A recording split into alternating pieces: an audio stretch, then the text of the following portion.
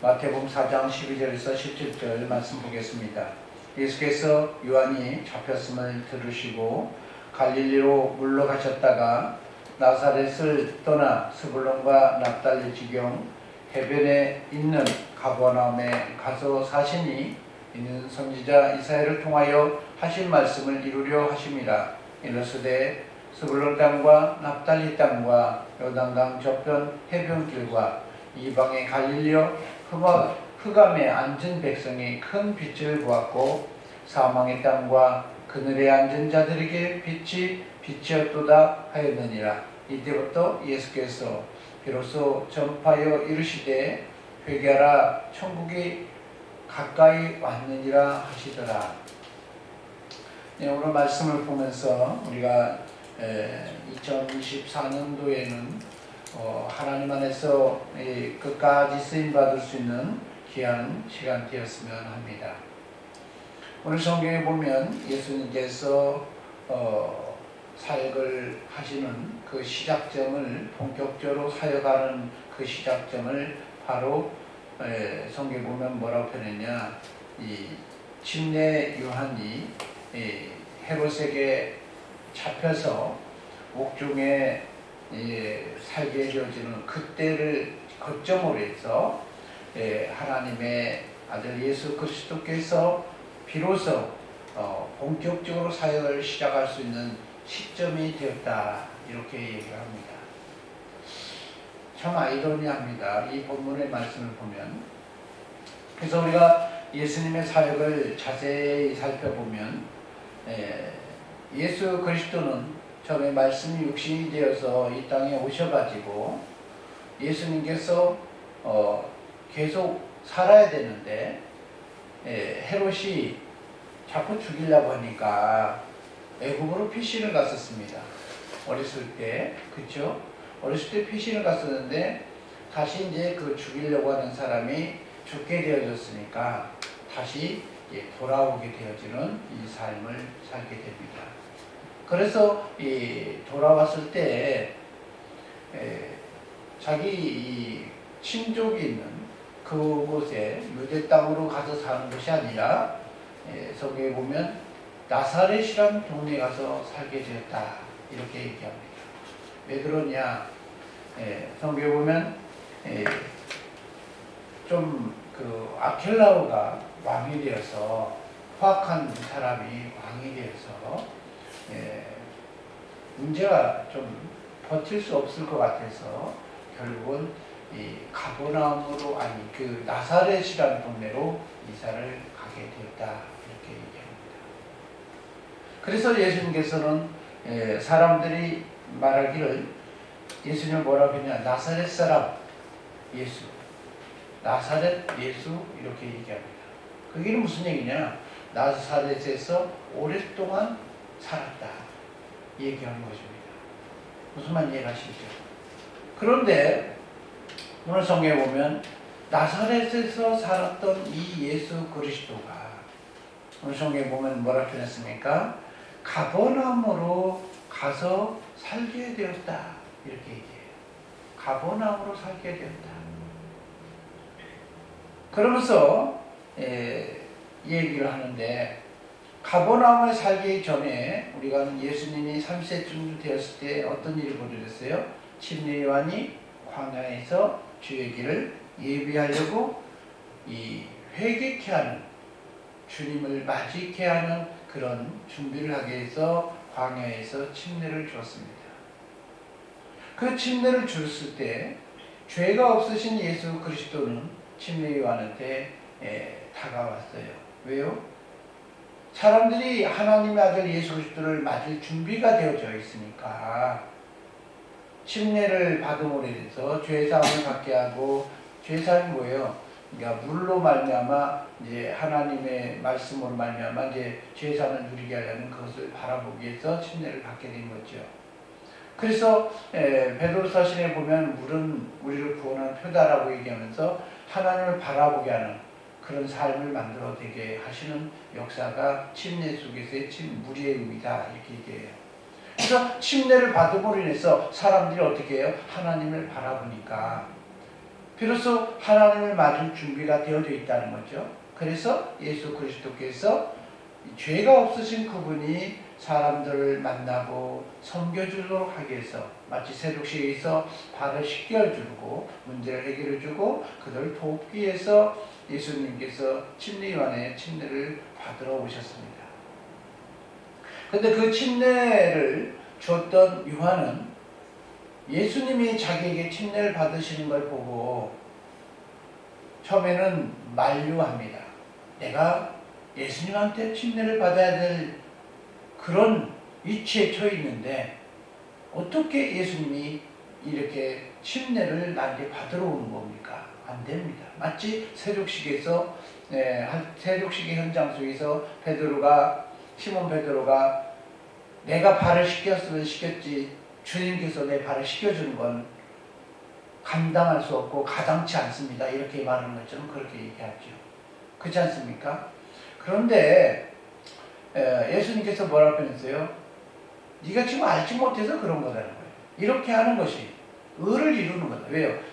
사람들이 주님을 맞을 준비가 되어졌기 때문에 주님을 만나는, 그래서 침례는 사실 어떻게 보면 영적인 혼인잔치가 되어진 거예요. 그래서 침례를 받음으로 인해서 그리스도와 한 몸이 되어지고 한 몸 공동체로 이제 살아가는 것입니다.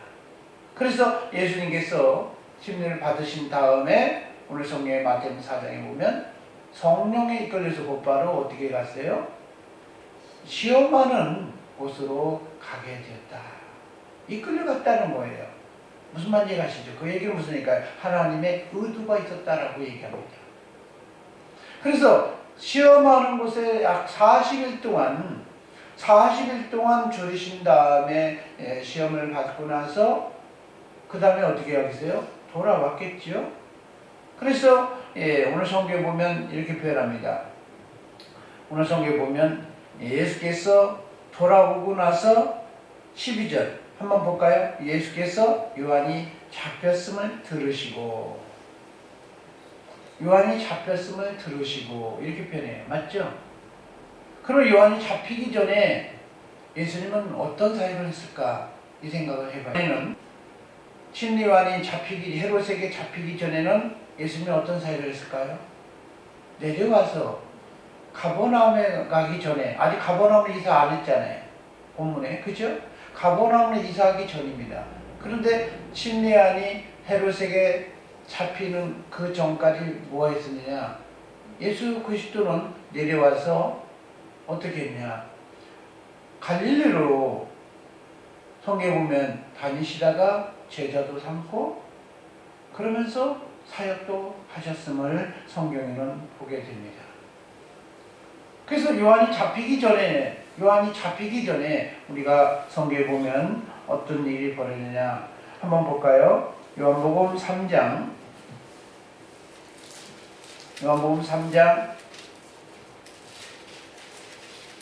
22절에서 한번 볼까요? 요한복음 3장 22절부터 30절까지 보면 이렇게 표현합니다. 그 후에 예수께서 제자들과 유대 땅으로 가서 거기에 함께 유하시며 침례를 베푸시더니 이렇게 표현해요. 근데 이때가 언제냐라고 얘기하면 23절 한번 볼까요? 요한도 살렘 가까운 에논에서 침례를 베푸니 거기 물이 많음이라. 그러므로 사람들이 와서 침례를 받았더라. 다같이 24절 요한이 아직 옥에 갇히지 아니하더라. 얘기는 무슨 얘기일까요? 요한이 옥에 갇히기 전에 침례요한이 옥에 갇히기 전에 침례요한은 계속적으로 침례를 주기 시작했고 계속 주고 있어요. 맞죠? 그런데 예수님은 제자를 삼고 나서 요한이 어떻게 했습니까? 예수님을 증거했잖아요. 보라 하나님의 어린 양이로다. 그러니까 요한의 제자 중 몇 사람은 예수님께로 이제 갈아탄 거죠. 그렇지 않아요? 일종의 왜? 진짜를 이제 믿기 시작하려고 진짜를 믿어야 되잖아요. 그래서 진짜를 못 갈아타는 사람들이 참 많습니다. 근데 진짜를 믿기 위해서 예수님께서 갈아타면서 또 예수님이 여러 사람을 불러요. 사람들을 불러요. 무슨 말인지 아시죠? 불러들이면서 제자를 삼기 시작합니다. 그래서 제자들을 삼으면서 이제 사역을 했을 때 오늘 성경에 보면 사람들이 어떻게 해요? 예수님이 침례를 줬다고 얘기하고 있는데 다른 데를 보면 예수님이 침례를 준 적이 없어요. 예수님은 물침례를 준 적이 없어요. 무슨 말인지 아시죠? 예수님이 무슨 침례를 베풀어요? 사실은 성령 침례만을 베풀었던 거예요. 근데 아직 그런 사역이 이루어지지 않으니까 침례를 누가 주고 있습니까? 예수님의 제자들이 침례를 줬다. 이렇게 얘기를 하고 있습니다. 그래서 26절 한번 볼까요? 요한복음 3장 26절에 25절부터 26절 보면 요한이 제자 중 한 유대인과 더불어 정결 내시게 대하여 변론이 되어다가 그들이 요한에게 가서 말합니다. 침례 요한도 침례를 주고 침례 요한의 제자 중 몇 사람이 예수님께 따라갔던 사람인데 예수님도 침례를 주는데 지금 너의 침례의 계명과 저분의 저 예수님이 함께하고 있는 그 침례의 의미가 무엇이냐 그것에 대해서 얘기를 하기 시작합니다. 25절 그죠? 유대인과 더불어 요한의 제자 중에서 유대인과 더불어 정결 내시게 대하여 변론이 됐다. 그러니까 요한은 죄사함을 받게 하는 침례를 줬는데 예수님은 따르는 제자들이 침례를 줬는데 그럼 무슨 의미로 침례를 줬느냐? 그렇지 않습니까? 어떤 의미에서 침례를 주느냐? 이 얘기가 변론이 되어지니까 그들이 제자가 예수님께 가서 이제 구합니다. 선생님, 요단강 저편에 있던 그러니까 요단강 이쪽에서 아니라 저기 반대쪽에서 드리는 거죠. 그렇지 않아요? 그러니까 조금 멀리서 드렸겠죠. 그래서 선생님과 함께 요단강 저편에 있던 선생님이 증언하시던 그게 누구요? 예수님이잖아요. 침례를 베풀면 사람들이 다 그리로 가버렸어요. 제자들이 다 이쪽으로 모이고 이제 그쪽으로 다 가버렸어요. 얘기하는 거예요. 맞죠? 그러니까 요한이 뭐라고 그랬어요? 만일 하늘에서 주신 바가 아니면 사람이 아무것도 받을 수 없다. 그 얘기는 무슨입니까? 하나님께서 허락하셨기 때문에 없겠지. 그렇지 않습니까? 그러면서 나는 그리스도가 아니다. 그러면 그분이 누구예요? 지금 그분이 그리스도다. 그 얘기죠. 나는 그리스도가 아니고 그분이 그리스도다. 나는 그의 앞에서 보내심을 받은 자라고 증언할 뿐이고, 그렇지 않아요? 성경에 뭐라 했었어요? 나는 그리스도가 아니요 그의 앞에 보내심을 받은 자라고 한 것을 증언한 자는 너희니라. 너희들이 나한테 그거라고 또 얘기도 하고 있고 나도 그걸 하고 있다. 얘기하는 거잖아요. 그렇죠? 그래서 29절에 뭐라고 표현했어요? 신부를 취하는 자는 신랑이니 서서 신랑의 음성을 듣는 친구가 크게 기뻐한다. 그러니까 뭐예요? 나는 지금 친구로서 친구의 입장에서 설명하면서 기뻐하는 거예요. 너 잘된 거야. 잘된 거야. 그 얘기하는 거죠. 맞죠? 맞아 안 맞아요? 잘된 거야. 그러면서 뭐라고 했습니까? 그는 흥해야 돼 있고 나는 새하여야 하겠느니라. 이렇게 말해요. 맞아 안 맞아요? 그러니까 요한은 자기가 하고 있는 사역에 대해서 정체성을 정확히 알고 있어요. 자기의 정체성을 정확하게 알고 있는 것입니다. 그런데 오늘 본문은 뭐라고 표현하냐?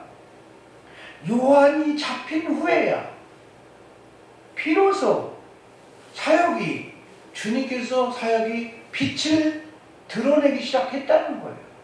왜 그럴까요? 예수 그리스도의 사역은 우리 모든 사람들에게 있어서 빛이요, 진리요, 생명요 이런 일이 있어지는 것인데 예수님이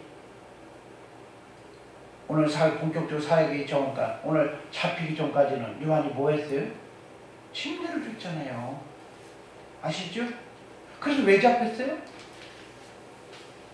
왜 잡혔어요 또? 복음이 아니라 윤리 도덕적인 기준으로 헤롯의 일가에 대해서 치부를 지적질해가지고 그렇지 않습니까? 야, 동생이 안에 취하는 거 안 좋아. 그렇지 않습니까? 그러면서 안 돼. 그냥 남의 안에 취해갖고 데려가서 사는 거 안 돼. 이러면서 어떻게 해요? 지적질하니까 잡혀간 거잖아요. 그래 안 그래요? 그런데 그 잡혀가기 전까지는 무슨 일이 벌어졌다고요? 침례를 주고 있고 예수님도 사역을 못하고 예수님을 따르던 제자들이 침례를 주고 있고 그 전에 예수님은 간간히 가면서 어떤 일이 벌어져요? 사람들 향해서 고침도 하고 이런 일도 하고 있었다. 이렇게 얘기를 하고 있습니다. 여러분 잘 보셔야 돼요. 침례 요한이. 그리고 나서 오늘 본문 다시 보기 바랍니다. 4장 12절. 요한이 잡혔음을 들으시고 나서 갈릴리로 물러가셨다. 이렇게 표현합니다. 갈릴리로 물러가셨다는 얘기는 무슨 얘기일까요? 갈릴리로 가서 또 계속 사역을 하고 있었다. 라는 것입니다. 갈릴리로 사역을 하고 있었을 때 그런 일이 어떤 일이 벌어졌을까요? 나사렛이라는 동네에 가서도 사역도 하고 사람들 향해서 만나면서 여러 가지 사역을 하기 시작합니다. 여러분 가나온 잔치도 요한복음이 그 전에 일어난 일이기 때문에 요한복음에서는 그러니까 그 전에 사역을 하고 있었다. 이렇게 얘기하고 있습니다. 그런데 나사렛 사람이라고 칭했던 이 예수 그리스도가 나사렛에서 사역하지 못하고 나사렛을 떠나 스불론과 납달리 지경에 있는 해변에 있는 가버나움에 있는 그곳에 가서 살게 되었다는 거예요. 좀 아이러니하죠. 여러분 침례 요한이 사역하는 그때에도 사역 제대로 못하고 있었고 나사렛의 사람이라고 말씀을 부르심을 받았던 이 사람이 나사렛에 있을 동안에도 사역을 제대로 못했다는 거예요. 왜 그랬을까요? 나사렛에 가서 회당에 가서 사역을 했을 때 사람들이 뭐라 그랬어요? 예수님은 어떻게 해요? 복음을 들으면서도 예수님께서 뭐라고 하셨어요? 너희 귀에 지금 응했느니라 하면서 말씀을 하잖아요. 누가 보는가요? 그게 그분 그잖아요. 그러면 이미 들었음에도 불구하고 사람들이 예수님을 그 복음을 듣고 나서 낭떠러지로 밀라고 그잖아요. 가서 낭떠러지 밀고 갔던 걸 끌고 간 거죠. 쥐 부른다. 너 그런 소리 하면 쥐 부른다.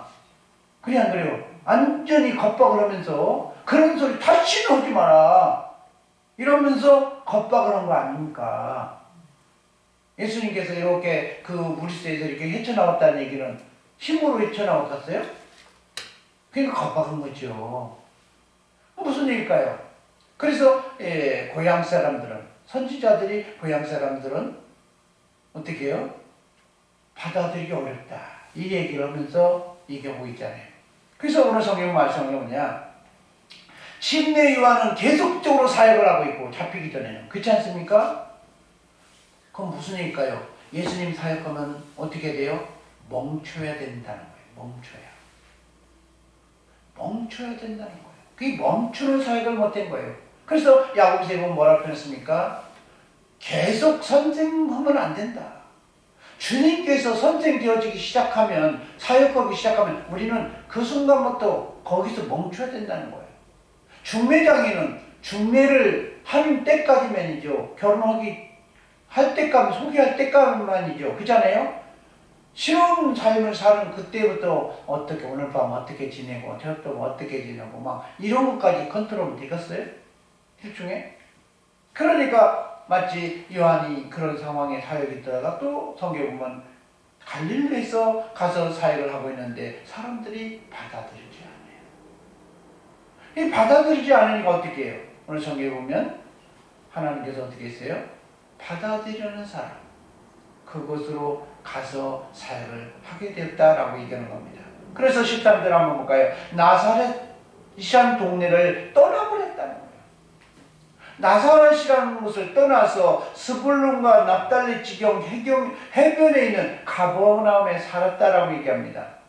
그러면서 어떤 일이 벌어져요? 15절 스불론 땅과 납달리 땅과 요단 저편 해변길과 이방인의 갈릴리요 흑암에 앉은 백성이 큰 빛을 보았고 사망의 땅과 그늘에 앉은 자들에게 빛이 비쳤다. 이 무슨일까요?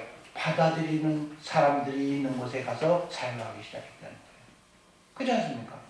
나사렛 사람들이 거부하니까, 나사렛 사람이 거부하게 되어졌고, 오늘 성경에 보면 침례 요한은 멈춰야 되는데 거기서 계속적으로 사역을 하고 있고, 물론 자기의 입장을 압니다. 자기는 망해야 되고 그는 흥해야 된다, 이 얘기를 하는 거예요. 분명히 자기의 정체성을 알아요. 그런데도 멈추지 않기 때문에 오늘 하나님께 어떻게 하셨을까요? 세상을 주관하신 하나님이 헤롯이라는 사람을 허용해서 어떻게 해요? 침례 요한을 옥에 갇히게 해서 결국 뭐예요? 그 사역을 멈추게 하셨다는 사실인 것입니다. 우리는 그걸 볼 줄 알아야 돼요. 그래서 오늘 본문에 이렇게 얘기한 거예요. 예수님께서 요한을 잡혔음을 들으시고 갈릴리로 물러가셨다가 계속 그 사역을 하고 있었는데, 그곳에서 사역이 잘 안 되어지는 현장 속에서 어떻게 해요? 가버나움으로 이사를 가게 됐다, 이렇게 얘기합니다.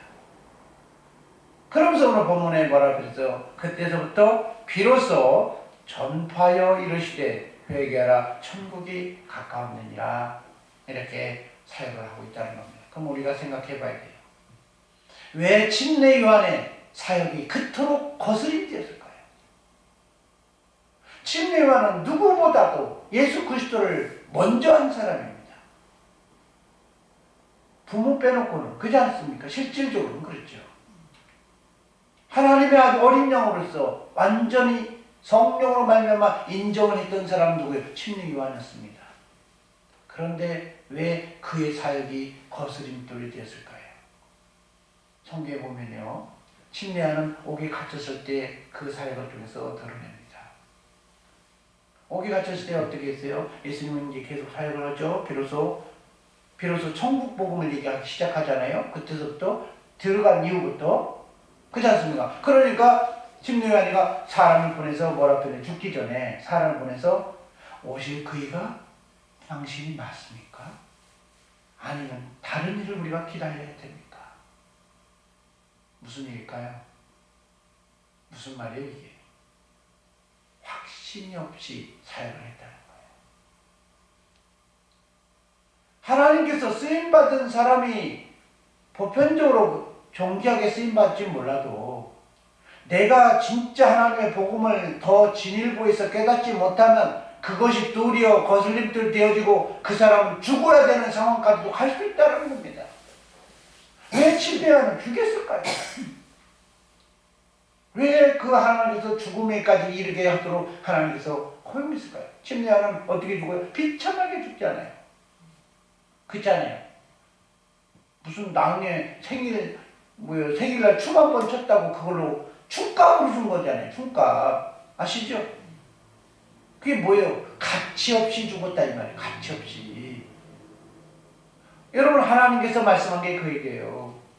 우리가 신앙생활 하면서 하나님 앞에 깨달으면서 계속적으로 더 가까워지면서 사역을 해야 하나님께서 쓰시는, 하나님과 동역하는 사람이 되어지는 것인데, 잠시 쓰임받았다 할지라도, 하나님 앞에 쓰임받았을지라도 내 신앙이 거기서 멈춰버린다면 그것조차 걸림돌이 된다는 거예요. 하나님께서 버릴 수밖에 없다는 거예요. 그래서 우리가 오늘 본문을 통해서 얘기하는 것입니다. 정말로 예수 그리스도를 날마다 내가 받아들일 수 있고, 날마다 십자가를 지고 내가 성장할 수 있는, 주님께서 말씀하셨어요. 나를 따르려거든 자기를 부인하고 뭐라고 했어요? 한 번만? 날마다 자기를 부인하고 자기 십자가를 날마다 져야 된다. 날마다 져야 된다는 거예요. 날마다 성장하고 계속적으로 성장되어야 하나님이 그 사람과 함께하는 거예요. 침례 요한은 거기서 멈춰버린 거예요. 멈춰버렸기 때문에 그를 어떻게 해요? 버릴 수밖에 없었고, 신앙에 안 자랐기 때문에 더 이상 그 사람이 있어서는 안 되니까 어떻게 해요? 침례 요한을 가차없이 하나님께서 죽음에 이르도록 허용했다는 것입니다. 오늘 성경에 말씀하는 거예요. 비로소 예수 그리스도께서 그들이 없어지는 그때쯤이 되었을 때 비로소 하나님의 나라가 세워지기 시작했다. 저는 여러분과 생각해 봐야죠, 여러분. 지금 나는 하나님 나라에 대해서 하나님의 선한 도구인지 어림들인지 과거에 쓰임받을 수 있습니다. 하나님은 누구나 다 쓰임을 하고 있어요. 성경은 뭐라 변했어요? 하늘에 속한 것이든 땅에 속한 것이든 땅 안에 속한 것이든 다 쓰임 받습니다. 쓰임 안 받은 게 어디 있어요? 욥기서에 보면 사단까지도 허용해서 쓰고 있잖아요. 창세기 3장만 봐도 뱀을 통해서도 하나님이 허용하고 있어서 쓰임 받고 있고, 계시록에 봐도 사단을 잠시 풀어서라도 키질하면서까지 하나님 쓰임 받고 있습니다. 그렇잖아요? 우리는 선하게 쓰임받고 있는지 악하게 쓰임받고 있는지, 그리고 내 사역이 지금 하나님 앞에 걸림돌이 되는지 하나님을 이롭게 하는지 생각해 봐야 됩니다. 하나님의 관심은 오직 예수 그리스도만 있는 거예요. 예수 그리스도 안에서 저와 여러분이 진일보에서 오늘 침례한처럼 제낌당하는 게 아니라, 거스림의 대상이 하는 게 아니라, 나가 있음으로 해서 힘을 얻었다, 너가 있어야만 된다, 이런 대상이 되어져서 하나님 앞에 쓰임받을 수 있는 저와 여러분이 되어져야 된다는 겁니다. 신앙은 진일보해야 돼요. 그래서 2024년 후에는 우리에서 이제 믿음의 전성기를 한번 맞아보자. 이해가시죠? 믿음의 전성기를 한번 맞아보자. 그래서 이제 진짜 한번 하나님 앞에 쓰임 받아서 하나님 앞에 예수님과 더불어서 사람들 향해서 복음을 필요로 한 사람들에게 복음을 세워주는 저와 여러분이 되어지기를 소망합니다.